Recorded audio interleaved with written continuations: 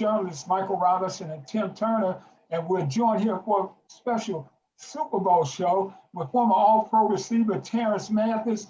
Good evening, gentlemen. How's everybody doing tonight? All is well. All is well. Hey, we want to welcome our viewers in. Any questions and comments you got from around the country, just let us know, and we will get those questions out. We will read your comments, and we're glad you could join us. The big game is here, guys. Sunday, and we're going to get to that, but I do want to take care of a little business before we get to that. With all this movement, Terrence, have you ever seen a time in the league where you've seen so much upheaval at the quarterback positions in the National Football League? I have never seen anything like this, but good for them. At the end of the day, that, you see what basketball with the NBA has been doing. Players have been, dictating their futures and where they want to play basketball whatsoever. And I think this is good for the NFL because of the fact that, even though they say a guy can sign a $100 million deal and 54 million of it is guaranteed, that's only guaranteed if you're on the roster. And people don't understand that. That's not guaranteed if you get hurt, you're going to get $54 million. That does not happen. So I think that, these guys starting to understand, okay, if I'm an elite player, I need to be around other elite players so I can take my game to where the game is this weekend, the Super Bowl.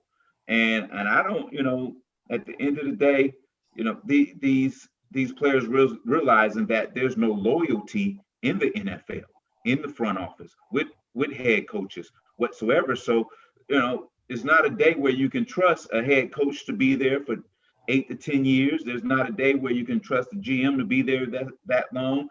So players are saying, well, look, if you don't have any loyalty and it's just about the bottom line with your football team, I need to go somewhere else where I know I'm going to enjoy myself and have an opportunity to play in the Super Bowl. So Terrence, when you were playing in Atlanta and then eventually Pittsburgh, did you have your eyes on somewhere else that said, man, I wouldn't mind playing there right now?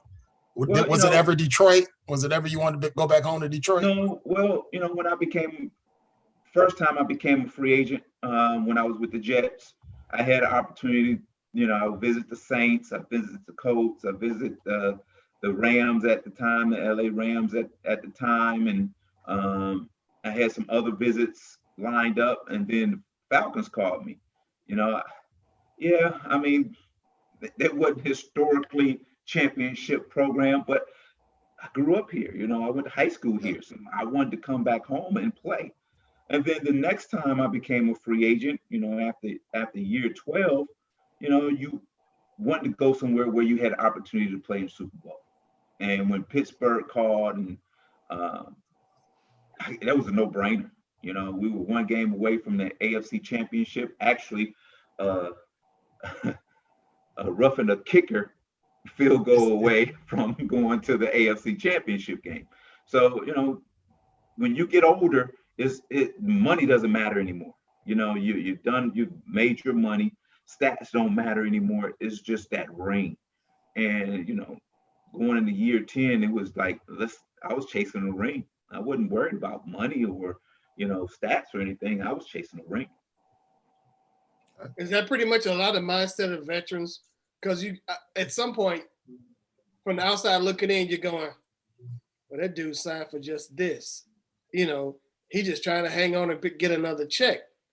But you went to championship caliber teams as opposed to some cats who like a dude who signed with Jacksonville. They have no hope. Right. So you question motives, or you just think about whatever the individual situation is. Well, sometimes you don't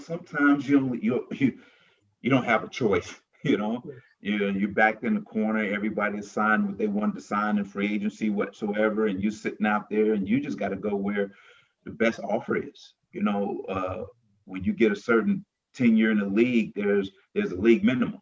So there's a minimum that they can pay you. So a lot of teams will hold out on a guy that they know that can help their franchise and help their team win football games just to get that minimum. because they're gonna tell you, well, we're backed up against the salary. All we can do is give you your league minimum, and it's either do that or not, or not play at all. So you know, at the end of the day, you know, if you feel good about yourself financially, you're gonna do it. That's how my last year in Pittsburgh, I played for the minimum.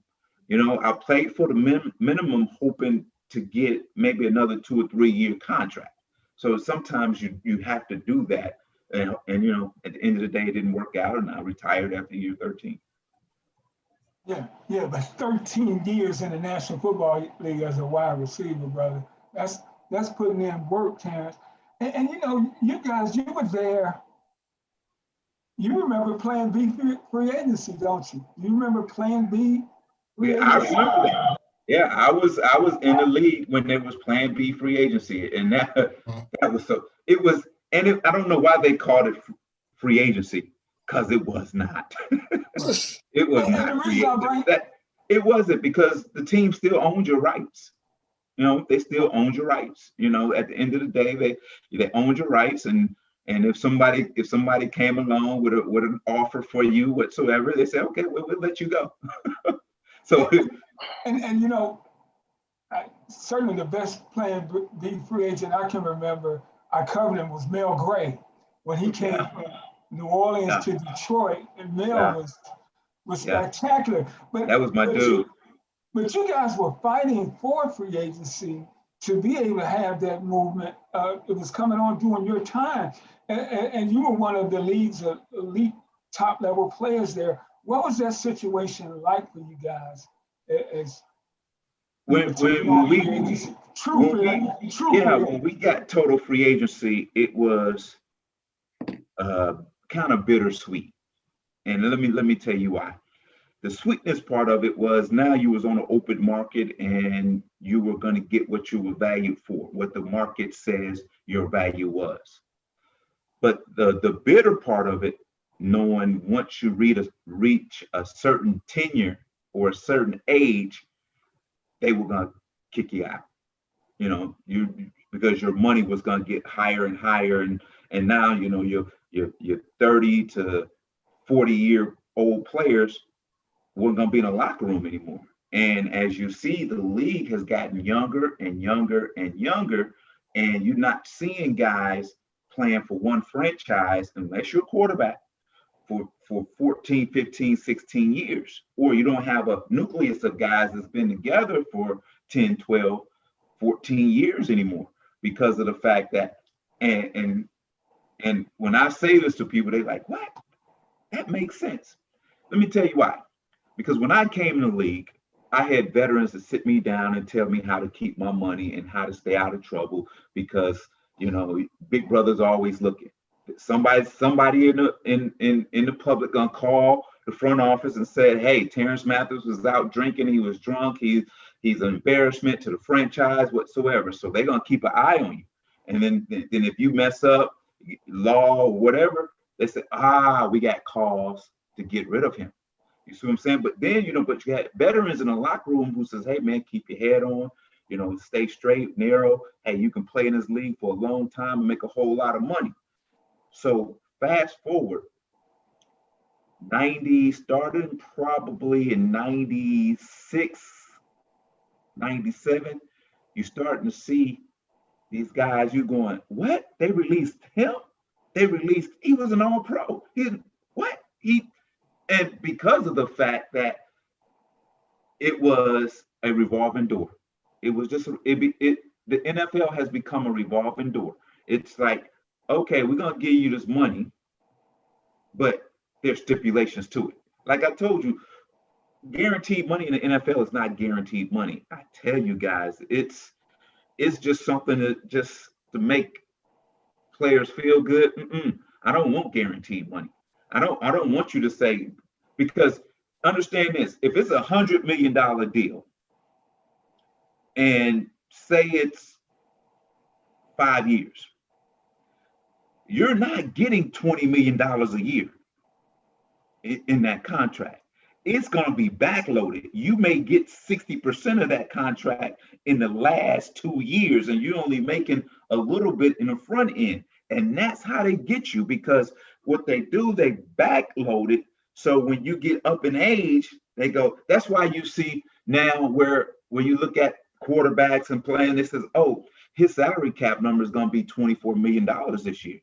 Wait a minute, he makes $24 million a year. No. He was only making $6 million a year, but this money has been backloaded. So now they got to do something about that. Matt Ryan, Julio Jones, backed up against the salary cap. Oh, what are you going to do about that? We owe them this amount of money in this year. And people going, wow, he was making that kind of money. No, it was backloaded. So now they got you. It says, well, you up against the salary cap, you older. We either you renegotiate, or we're gonna have to let you go, and we'll take that little hit from it. And that's what you see with free agency and these contracts right now, and it's terrible in the NFL.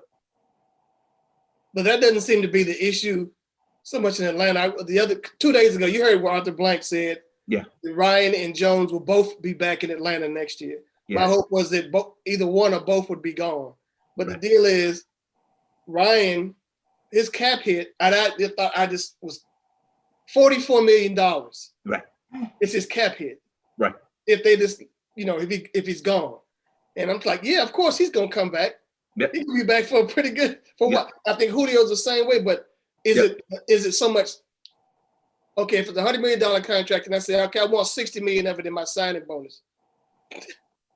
Okay, can you do something more like along those lines, where it's like, yeah, I'm gonna at least get 60 out of this by just signing this piece of paper.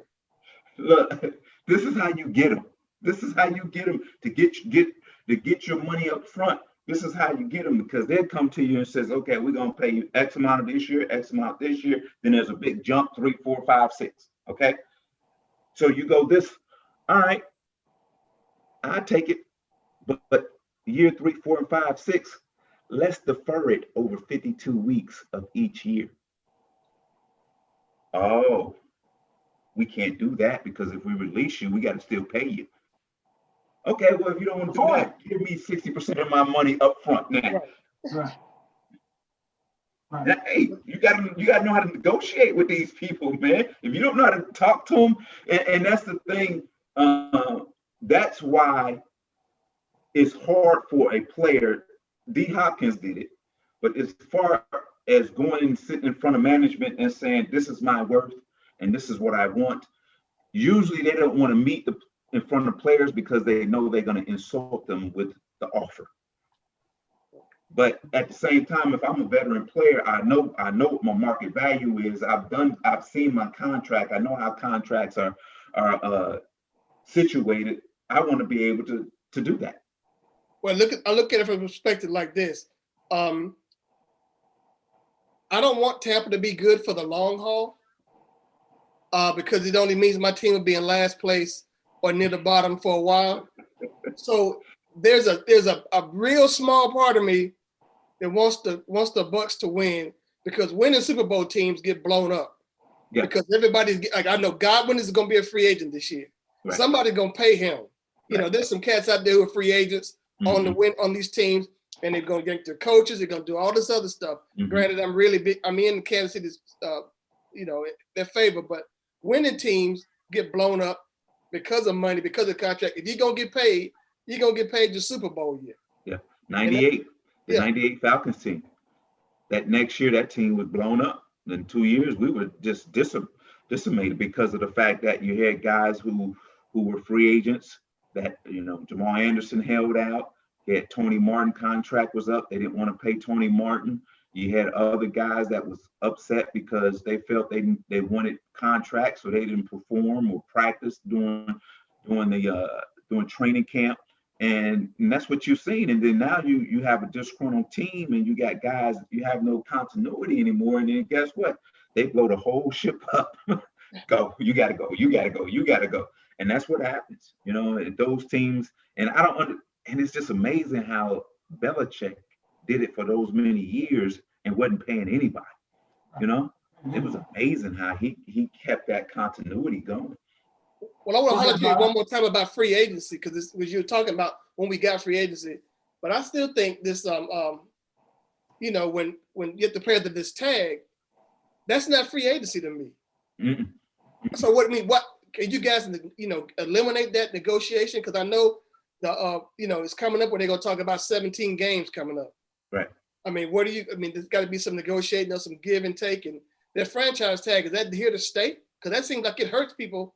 Granted, somebody get paid a big fat check for this 1 year or whatever, but you can't go where you want to go. Well, it's here to stay. It's here to stay because, like you said, what they do is, okay, we know we're gonna lose, and we're not gonna be able to pay him in 2 years. Let's franchise tag him. Let's get another year out of him and let him go in the open market after we win our division, go to the champion, all the conference championship, and hopefully to the Super Bowl. And then, okay, let's see what happens after that. Go ahead, Mike. His microphone is off. Mike, can't hear you, Mike. Yeah, I don't know what happened. I was temporarily off, so I don't know what happened. We lost you. You good? Oh, okay. All right. So when they did the negotiation, I don't know if this is before you were in the league or in your early years, but when they got it where it's no guaranteed contract. So, and then of course you guys are looking at baseball and basketball and saying, man, these cats, they know they're taken care of. They get a contract, they don't have to worry about it, where you guys could get cut in the midst of a contract. So how did you guys feel about the union and the representatives that negotiated that, where you didn't have that type of leverage or that type of strength? Well, at the time, you're thinking, well, at least we're progressing. We went from Plan B to total free agency. And then we went to the fact that we were starting to, then there was what got us, which we did not know when we voted for free agency. After the vote came in, oh, by the way, there's going to be a salary cap. We did not know that, So now you're working with a salary cap, and you're going, oh my God, this is not what we wanted. We wanted free agent with an open book, pretty much. Right. And the salary cap that they gave us, and what they're giving still is not enough. It's not enough. And the negotiation part of it was, the way I felt about it was this. Well, at least we're getting something. At least we're getting more than what we had. And that's always the answer when you go, well, why we didn't? Well, at least we get more. At least it's not the way it's been 10 years ago. Stuff like that.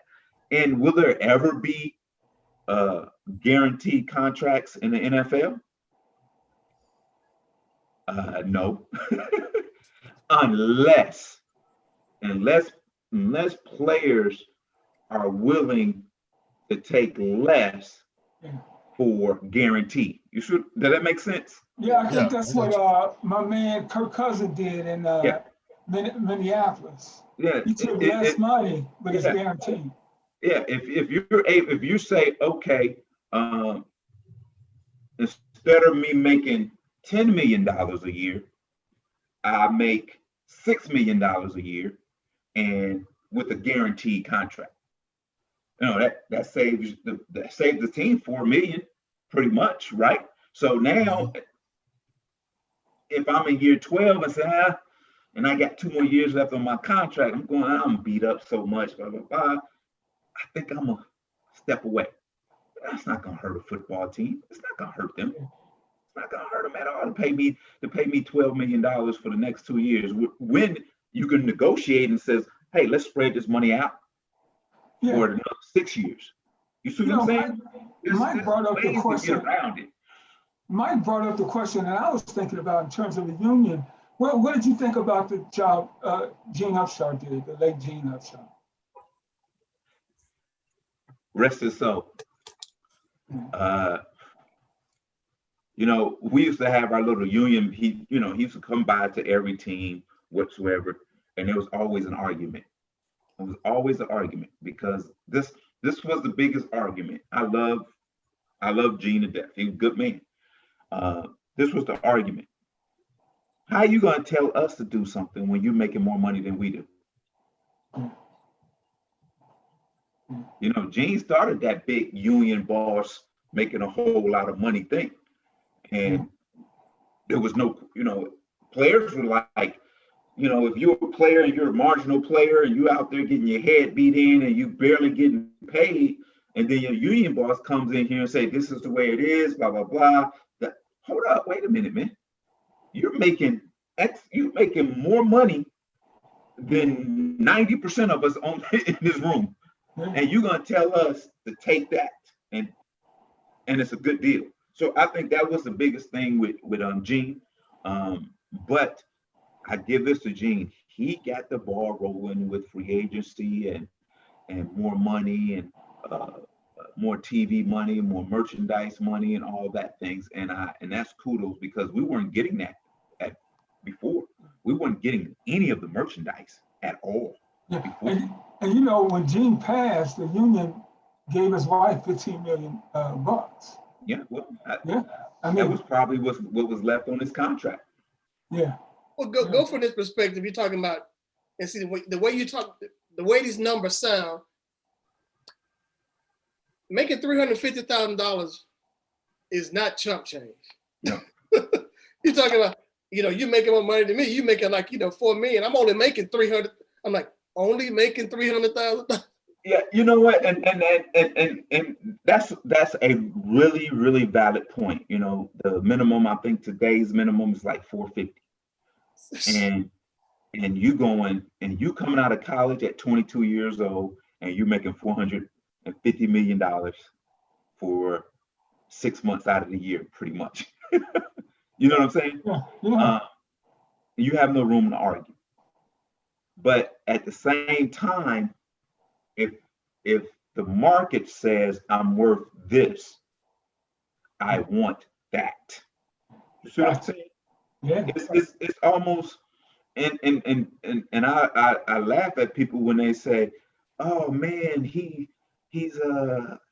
greedy, he's holding out for all his money, blah blah blah blah blah blah. And I put it to him like this: if across the street is another business, and that guy on that desk is doing the same job you're doing, but you're doing it a little bit better, and he's making more money than you, and the market says this is what the value is, and you're below market, don't you want market value? Wouldn't you want market value? Wouldn't you want to say, hey, I want to be in there with market value? I'm doing the same job, but I'm giving you a little bit more. I want value. That's what it comes down to.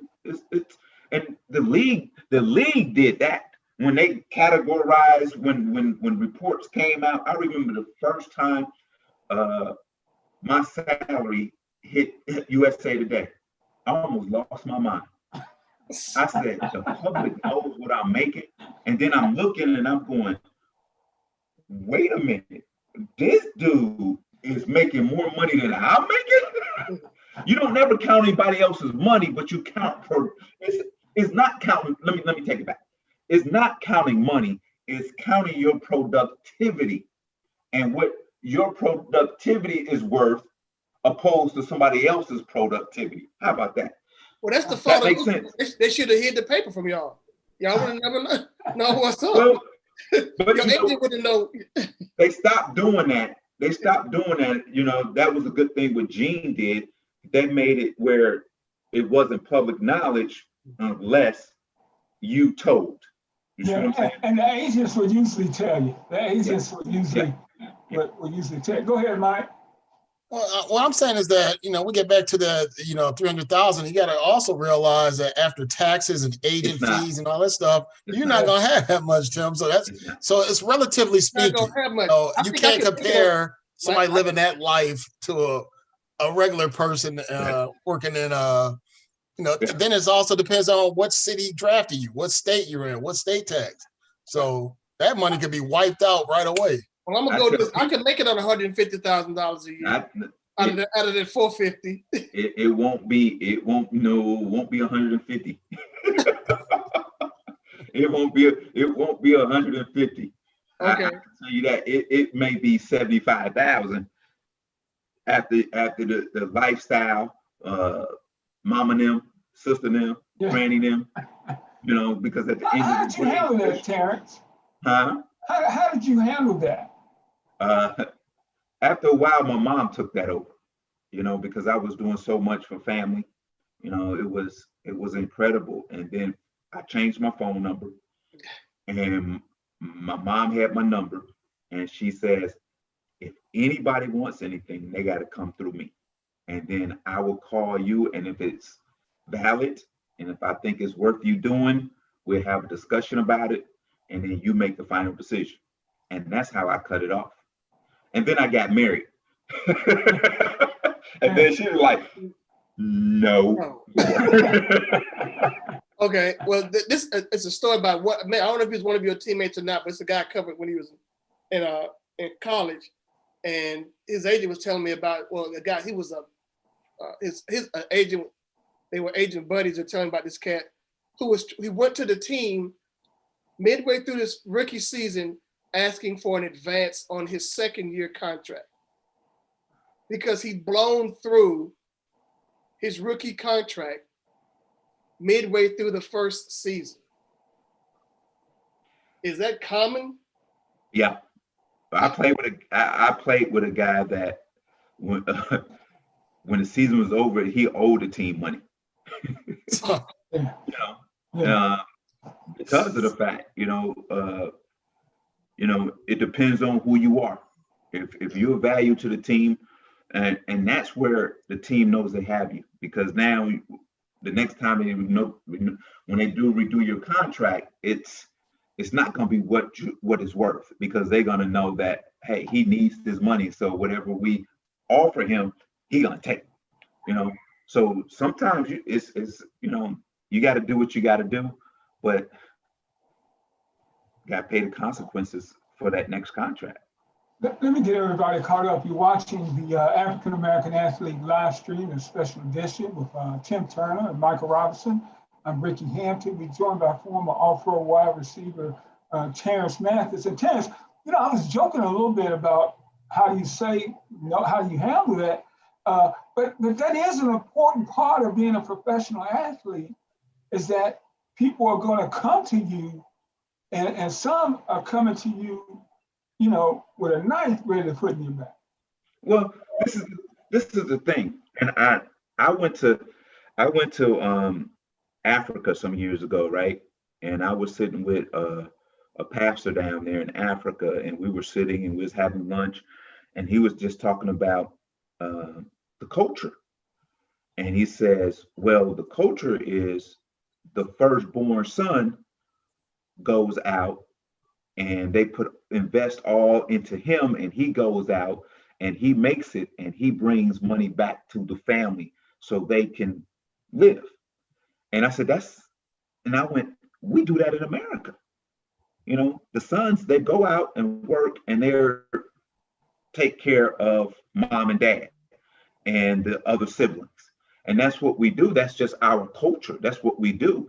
And it is something that's been taught in us for years, but then it becomes a time where it goes beyond that, when you have cousins and aunties and uncles and second cousins and third cousins who wasn't there to see your growth and wasn't there for your support system, will go back and say, hey, we used to hang out when you was 12, 13 years old, blah, blah, blah. We tight, this and that. Hey, man, can I get some money? I got to pay this car note. And then I can tell you some stories from on my end, from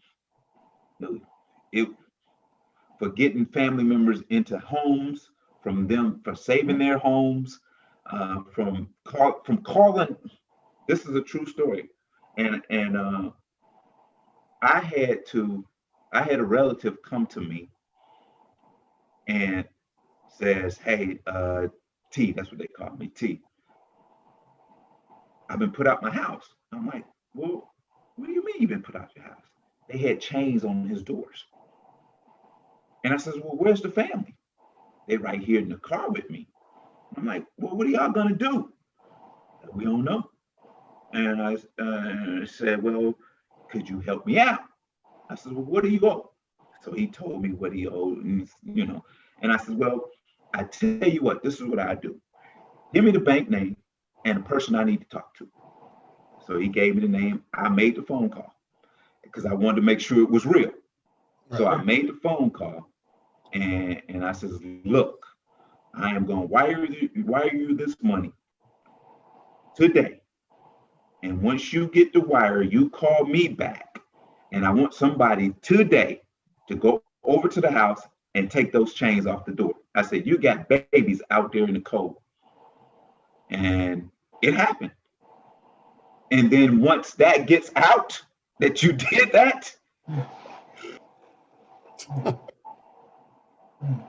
and that's why I had to change my number. And that's a part of it, to the point it can affect your play on the field in some instances.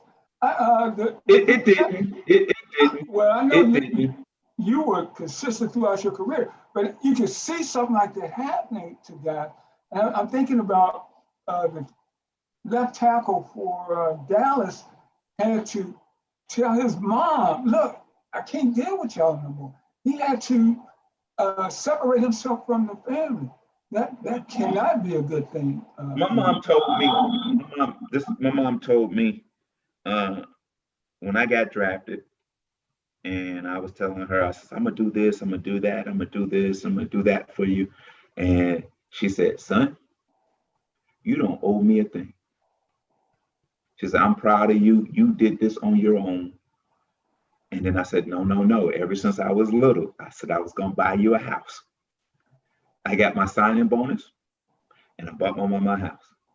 My mom passed away almost 2 years ago, and I still own that house in Detroit. And cool. The same house. She lived in the same house for 30 some odd years. And it is what it is, and I promised her that. And every little incentive bonus I had received, every endorsement check that I received, I endorsed it and I put it in her bank account.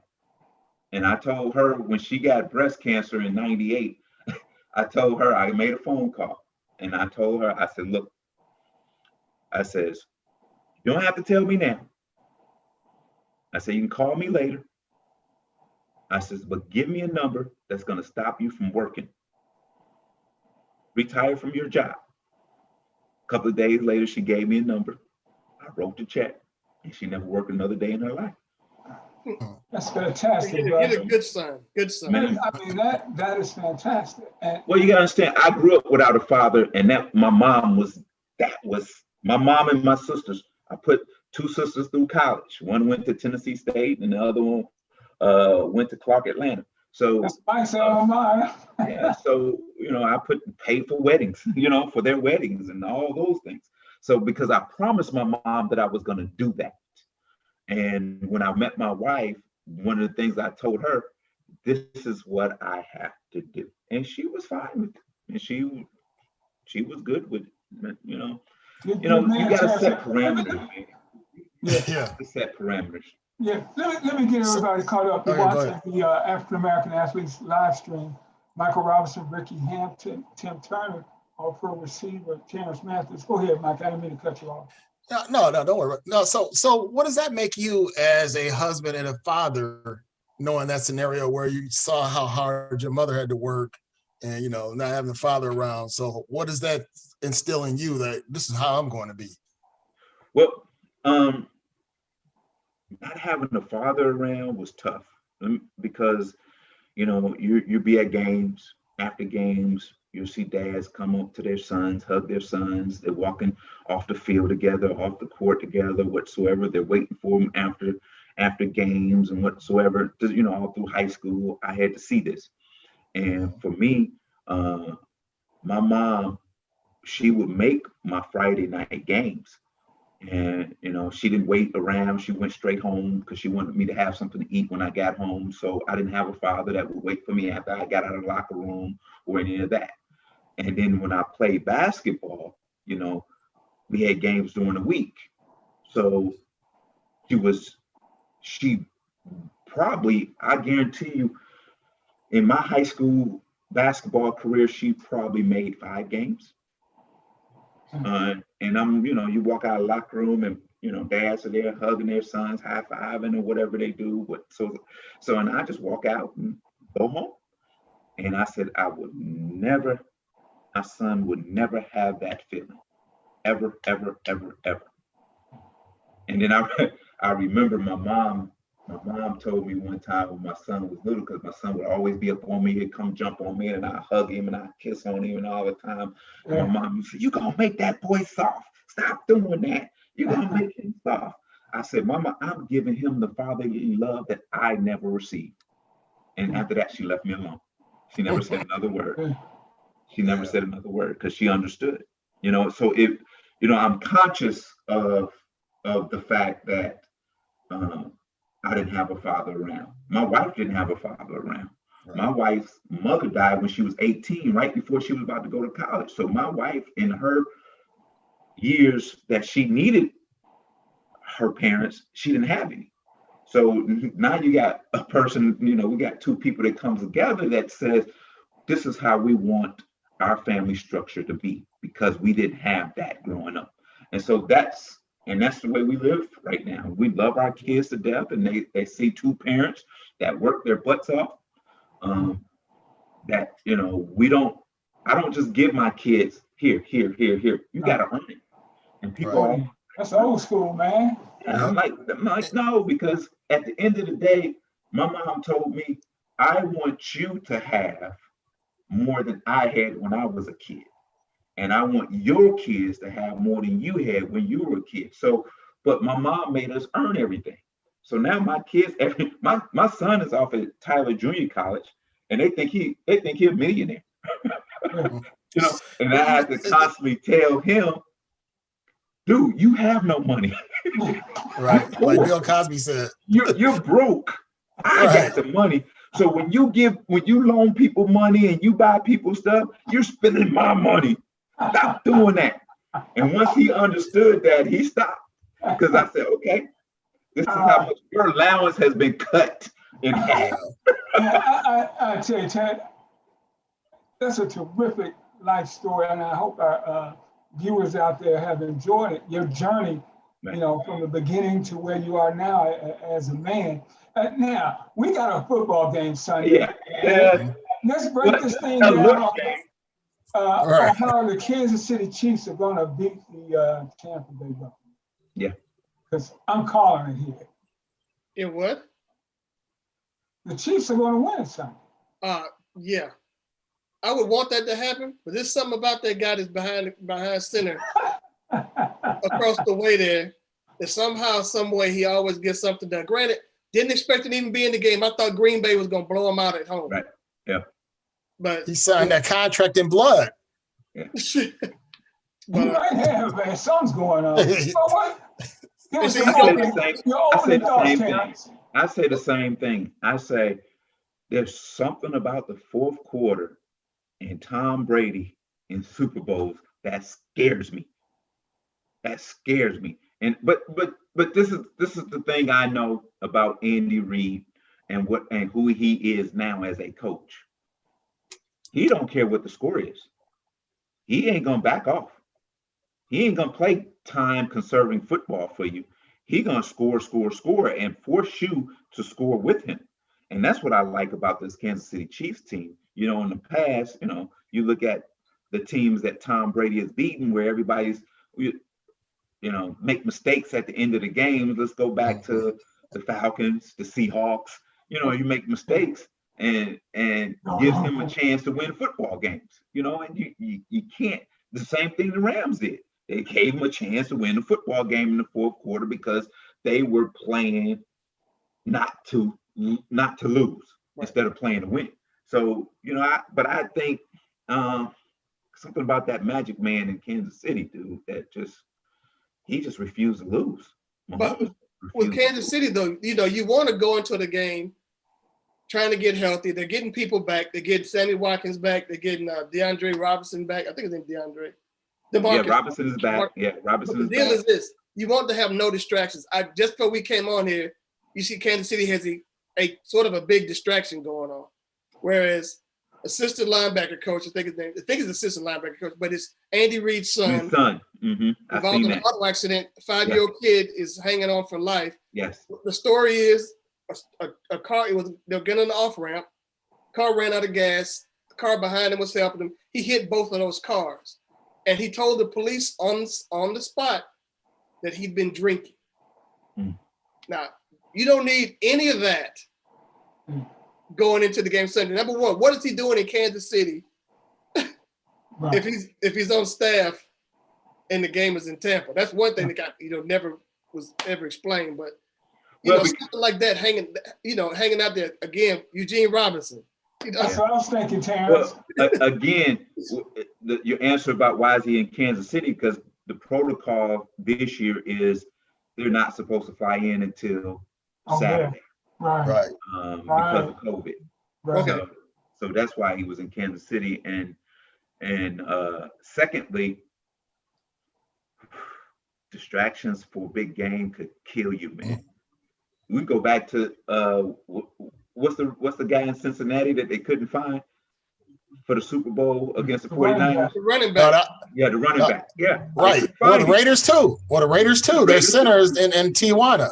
Yeah. He's in Tijuana, and got drunk. And then and plus you're playing against your old coach. So the Raiders had no chance in that Super Bowl. Well, you know what? It's just, I just think people don't think, you gotta shut it down, man. You about to play. Look, the only sporting event that's gonna be on Sunday is the Super Bowl. Not in the nation, in the world. You know what I'm saying? Yeah.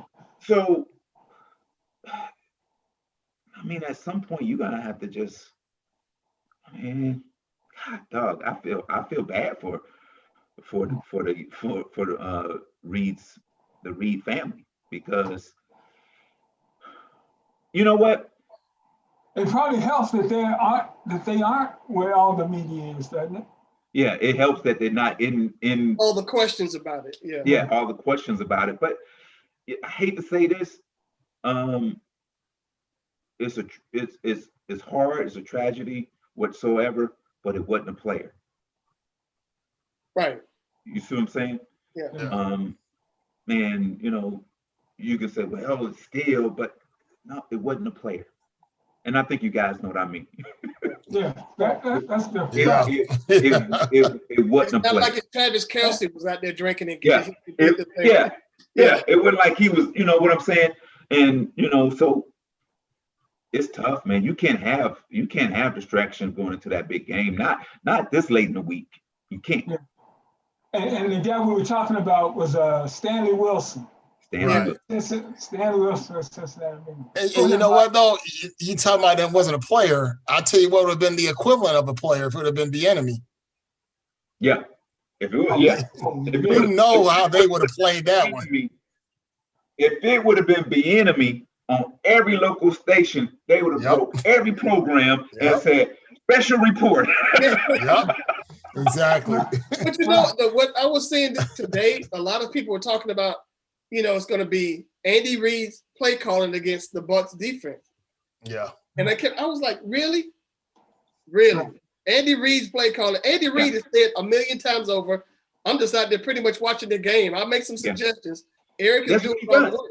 That's and that's what he does. I got it from a reliable source, is that Andy Reid just makes suggestions, and they collaborate on the sideline, and the enemy either says, Coach, let's come back to that, or let's try it this way, because he's the offensive coordinator. So Andy knows the playbook, and he knows what is going on, and he makes suggestions, but he's not sitting out there watching the game and going, okay, next play we're going to do is, that's the enemy all day. The enemy is the one talking to the quarterback, not Andy Reid. Well, Terrence, tell me this: is it? We know a lot of it is Mahomes. How much of it is that scheme where you could almost fit anybody in there, or how much is it the personnel? And what does it take for all those to be successful? How much does you need? You got to have personnel. You got to have everything. gotta have personnel, you gotta have the scheme. It's truly the personnel and the coaches putting them in the best position to be successful. It's a combination of both, because if you look at Kansas City's offense, basically they do the same thing the whole game. Yeah. They just do it in different formations, moving people, different personnel, but it's the same thing. When they get in a 3 receiver set to one side, you know what play they're going to run, and they can't stop it. And that's what kills me. Nobody can stop it. But you see, you old football heads, all of y'all know this. I was listening to a radio show here in town today. A guy played for Georgia Tech. I think he was the MVP of the Super Bowl when Tampa won it down there. I can't think of his name now. But he was saying, don't get caught up in the eye candy, all that stuff, the side stuff. When the ball is snapped, it's 3-2 or 4-1. Yep. That's the vertical game. That's the vertical. Yep. That's what they do. And that's what you're going to deal with. But y'all know this, but nobody stops it. If y'all know this, and if these other folks that know it and nobody stops it, they had to speak to who they have as personnel. I mean, Hardeman, Hill, Kelsey, and Mahomes. And then you got the running back, Hilaire, and then I don't know which of them is playing or not. Robinson? No, it's with the Steelers. Who's with the Steelers? Bale. Yeah, he's up. He's playing. He's up. So I don't. So if all those cats, if they got all those cats working, Was that Dexter Jackson that was saying that today? Yeah. He was talking about it today. He said, don't everybody gets off, TV and everybody gets crazy about the side to side, the motion and all that. Mm-hmm. No, it's 3-2-4-1. Yeah, that's all it is. And how do you attack it? Yep, that's all it is. Has the game become more sophisticated from the days you played? Or do you see a lot of what you did is still kind of? No, the game is simpler now than when we played. It is because now you got so much athletic ability out there on the field right now, is that let me tell you why. It's so simple now that if you look on coaching staffs and you looking at coaches who are coaching and you're going, how do you get a coaching job? Wait a minute, I thought he coached linemen. How he coaching running backs now? Yeah. Because it's these guys are so smart that's playing the game right now. Sometimes they don't need the coaching that need. So especially when you're in a system it's so simple and everybody know what they're doing, and then you got a guy that's back there that's pulling the trigger, Tom Brady, Patrick Mahomes. They make it look so easy, make it look so easy. And when you got guys like that, but why is it the situations where you get where it's 3rd and 8, you're facing the Bucks 3rd and 8. You lose number 87. Gronkowski gonna catch the ball somewhere. They're gonna go to Antonio Brown on these different plays. Why do these cats still get so open? It's coming. Because you have defensive players that get caught with their eyes in the backfield. You know what I'm saying? So if Gronk is running at me, he's big and physical, and what he's about to do.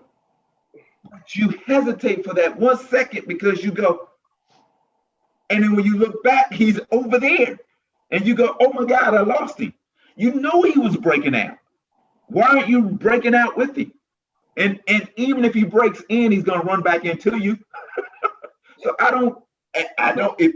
It makes no sense to me how defensive coaches put certain players in positions to fail. But Terrence, in some of that, they can't be as physical as they used to be. But that's true. But you know how to the anticipation of the game hasn't changed. You studied the film. You know that. Understand this. When you look at film and you break down the game tape whatsoever, okay, on 3rd and 8 to 10, we know that there's only 3 or 4 plays that could be called because we watched the film. This is what they do over a 5-game film study. On 3rd and 4 to 7, we know what they're going to do. They're going to have 3 or 4 plays they're going to run. And from 3rd to 1 and 3 or 1 to 4, we know what they're going to do because they only run 3 or 4 plays. So when you line up as a defensive player, you know you're going to get 1 of 3 plays, but you know the one that they're going to go to the most. So you should be anticipating it coming. But guess what? A guy gets in the game and go, I don't believe it's going to happen. I don't believe it's going to happen. He has talked himself out of it. Then he goes, oh, it happened. And I'm sitting at home watching the game going, oh, he about to run an out route. And the DB going and turning this way. And I'm like, and he been watching film all week. And I ain't watching nobody's film. Well, I'm thinking about that the touchdown just before the end of the half, the Green Bay game. Yeah. And that dude that gets beat on that play, I'm like, man. How do you get beat on that play? Yeah. You just getting beat all game though. First of all, you're sitting inside. There's no way you get beat. Explain to our viewers what you mean. Away from a guy, you know that he can't beat you on that side. So I'm gonna be ready to sprint to the side that I want him to go to. And when you get stuck in the ground thinking he's gonna do something different, you gave up your leverage. Hey, Terrence, explain sitting inside to our viewers again. The what? You said he was sitting inside. Well, for instance, if I'm lined up, if Antonio Brown was on the outside and I'm facing him and I take a half a step to his inside, that means I don't want him to go to the inside. I want him to run everything to the outside. It's a tougher throw for the quarterback, and it's only one thing that I can do is break on it to the outside. So when he comes off the ball and he's pressuring my inside, if he's pressuring inside, I'm still keep that leverage. Because guess what? I know what he's about to do. He's about to break out because he's trying to find more room.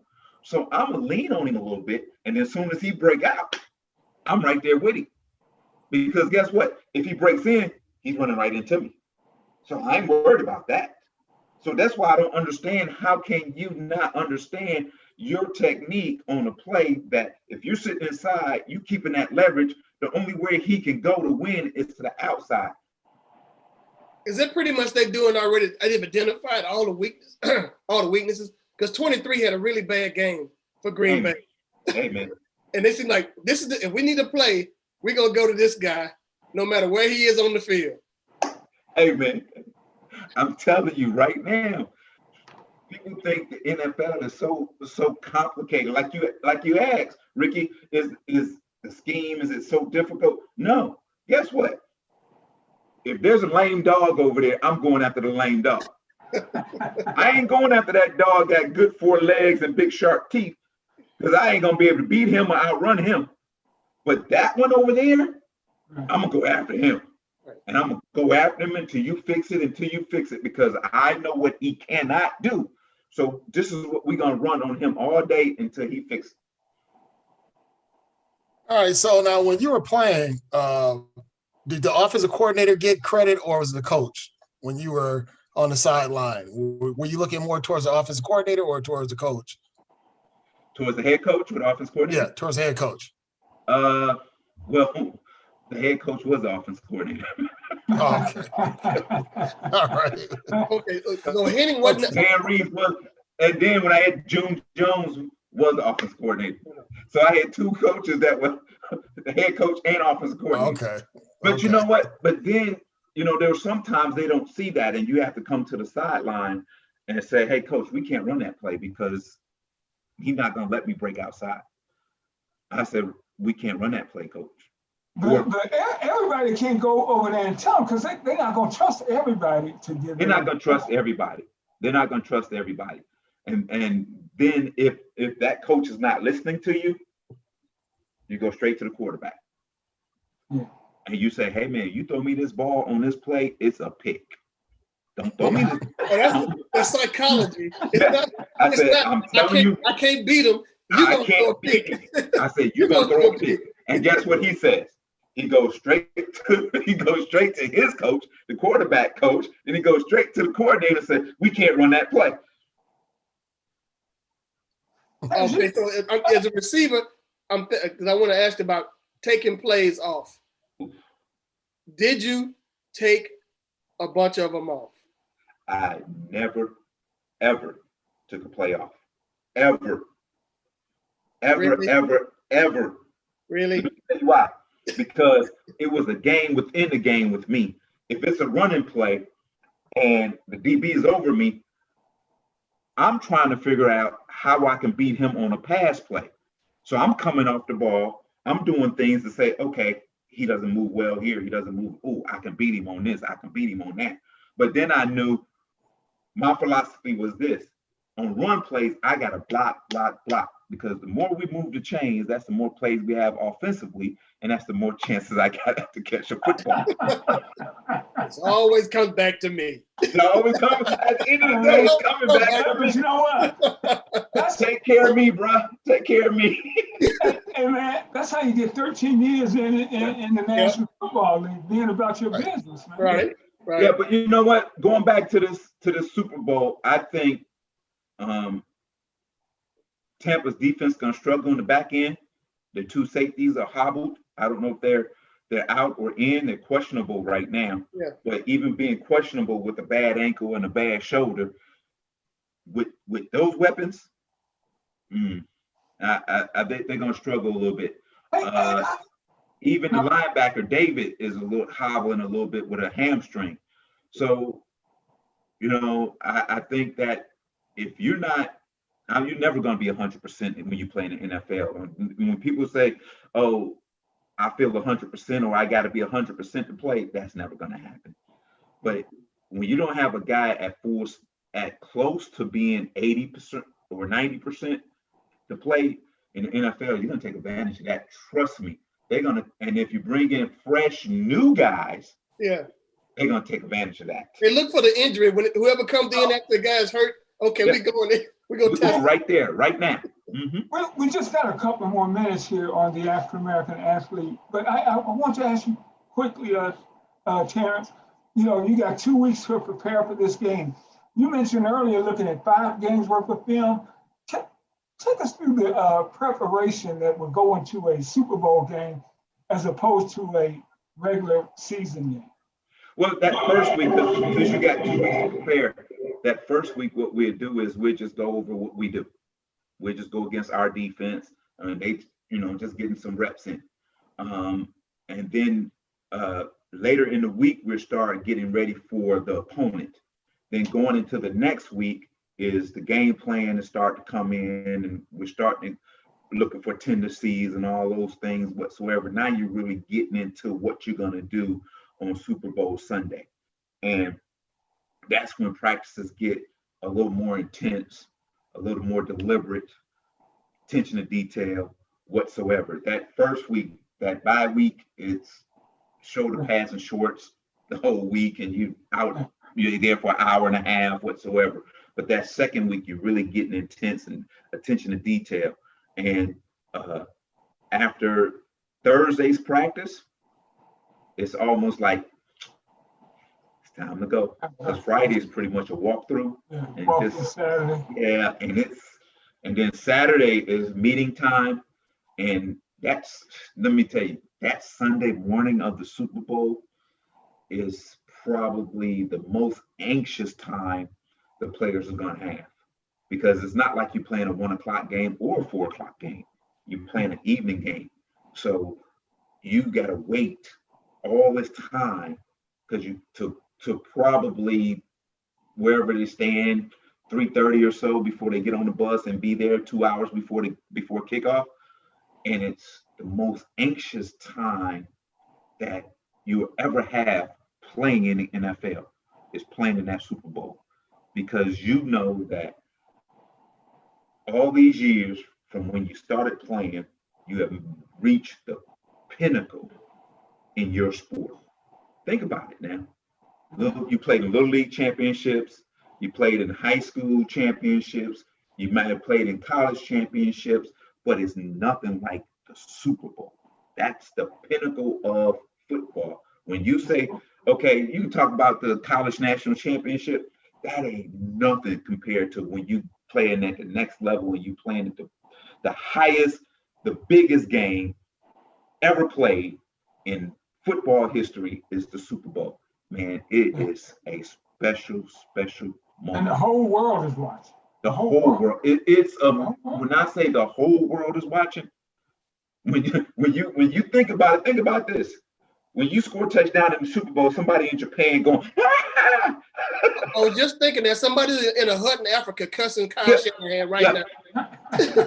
In Jamaica, they had the tiki bar in Jamaica going crazy. and they're calling your name. Dude, people don't understand it's hard to explain that when you're small and you always say it to yourself, when I play in the Super Bowl, I'm gonna do this. Oh, it's the last second of the Super Bowl. Ball goes to Mathis, touchdown, Super Bowl, you win. And then you get a chance to play. Not only did I play, I scored a touchdown in the Super Bowl. I still got that football. I got the picture in my man cave of me in the end zone after that catch. So that's one thing one thing you said you were gonna do when you were 6 years old that you had a chance to do, and that is amazing, man. One last question I'm gonna ask you, because I forgot that you did do that, but okay, foot race, 100-yard sprint, you and Tim Dwight.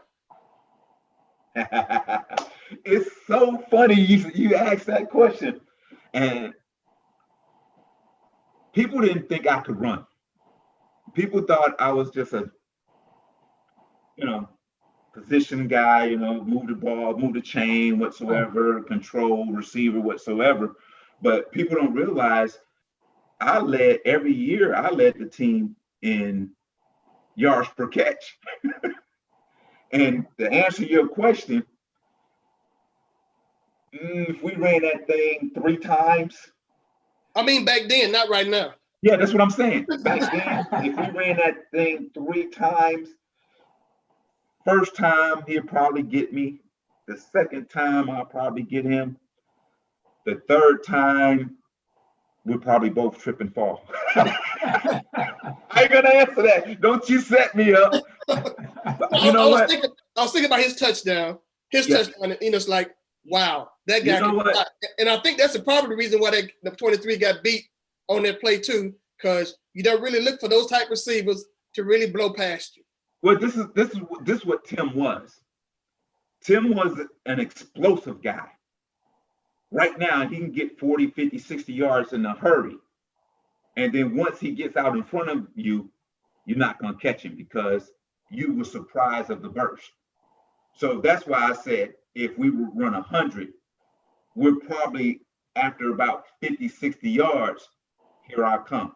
Because, just that old man strength at that time would have kicked in. Turbo boost would have kicked in and I'd have got him. But Tim was fast, but I can pick him up and put him down. What you do? Is it consensus Chiefs? Is it consensus Chief fellas? Or did somebody hold it out for Brady? I am not holding out for Tom Brady. This is what scares me. In Tom Brady's mind right now, and maybe he and his wife the only ones that know, Tom Brady is probably going to retire after this game. And that scares me. Know why? Because every legend who says, this is my last game, always win that Super Bowl. Mike, you got a last one, Mike? No, yeah, I was going to make a comment about how taking games off or taking players off. Yeah. The self-proclaimed best receiver ever, that was his mantra, to take some players off. So, Oh yeah. If he thinks it's okay, maybe you should have. Who's that? Randy? That would be Randy Moss. right. That's why I said self-proclaimed. Randy, he would take I owed it to my teammates not to take a playoff. Because I was one of those, I felt as I go, they go. And that's just, and it may not have been true, but that's the way I felt. And so that's why I never took a playoff, because I didn't never want them to see me, Terrence can do it, so I can do it too. And I didn't want to be that. I didn't want to be that guy. Yeah. And it would be guys like this. Some guys are so talented that they just get away with stuff. Randy was like that early on in his career. I mean, he was a freak, but to stand the test of time, and he did a lot because of his athletic ability. But a guy like you were a professional through and through, and those are the guys that really are able to make their names in the NFL. I had to earn everything that I got. Yeah. I wasn't given anything. I wasn't blessed to be 6'3", 6'4", 215, 220 pounds. I played at 5'10", 185 pounds. I had to earn it all. And it was just hard work, man. And I didn't never want to be taken out the game. I never wanted to be beat out. I have never been beat out of a job. Quick story real quick. Oh, go ahead. The reason I left the Falcons, it wasn't because I was a free agent. I got fired. I got released from the Falcons. And the conversation went like this. Terrence, we have a situation. And I go, Coach, I get it. My salary cap number is high. Understand this. At this time, I was only going to make $4.5 million. You say only, but think about what these guys are making now. So my salary cap number was going to be high. And I was going to year 13. And I said, well, Coach, I know my salary cap number is going to be high. This is what I'll do, Coach. I'd take a pay cut. I said, I'd take half of my salary, and we can take half of what I took and put it in a signing bonus, and then take the other $1 million and put it in incentives. He goes, I can't do that. I said, why not, Coach? He says, we got some young receivers on this team that need to play. I said, I get that. I understand that. Then he says, and I says, well, okay, I understand. He says, so we're probably gonna have to let you go because of that. I says, well, Coach, I do you one better. Let's do this. I go into training camp, and if any one of these receivers beat me out, I retire. He said, I can't do that. I said, why not, Coach? Because you know what's going to happen. He said, because they won't beat you out. And I walked out that meeting and said, wow, I got released because I was too good. That's a first. Dude, and that's how I took it. It wasn't even an insult to me. I told my wife, I said, I got released because I was too good. Wow, who does that? Falcons. And you see, it's funny. I'm sure it's not the only time that happened in the NFL. Well, it's probably happened more than you think. But when a coach says, "Too good, can't nobody beat you out," and I need to play another guy, and they release you because of that. Yeah. Well, didn't that happen with Mahomes and was it Smith? Wasn't that essentially what happened there? It's like Pat's too good. Yeah. It's funny. It's funny the measurements that you said. That's what I was, 5'10", 185, and then when you talked about not having dad around, I had the same. I didn't make it to your level, of course, right. But I had the same scenario. And my mother worked nights at an auto. Yeah, my mom worked 2 jobs. So that's what I'm saying. So I know exactly what you went through. And luckily I had cousins down the street that I could hang out with, Cub Scouts, stuff like that. Yeah. My older sister went off to school to Grambling. So I was left there with my two younger sisters, and my mom was working. So my days went like this my whole senior year. I hear a knock on the door. I'm headed to work. I had to get up, get my sisters. I had to get one ready to get on the bus, and I had to walk the other one to the babysitters. So I had to get up, wash them up, dress them, do hair, feed them breakfast, Wow. and then put one on the bus. And then on my way walking to school, I drop her off at the daycare. Wow. Then after my practices was over with, I go pick up the one from the daycare, and then my other sister would be next door to the neighbors playing with the neighbor's child until I got home. Then I made sure they would what they had to do, and I had to cook dinner. I cooked dinner because my mom was gonna be home later. So then at night I hear a knock on the door. I'm home. Dude, I didn't see my mom until the weekends. That was crazy, man. What happened on Friday night at game night? How would game night work? She'll make it to games on Friday night. Like I said, I won't see her on the weekends. So she'll come to a game. I wouldn't even know if she was there or not. But then when I get home, she'll be in the kitchen and she'll be cooking and she'll talk about the game, good game, good game. My mom was so hard on me, dude.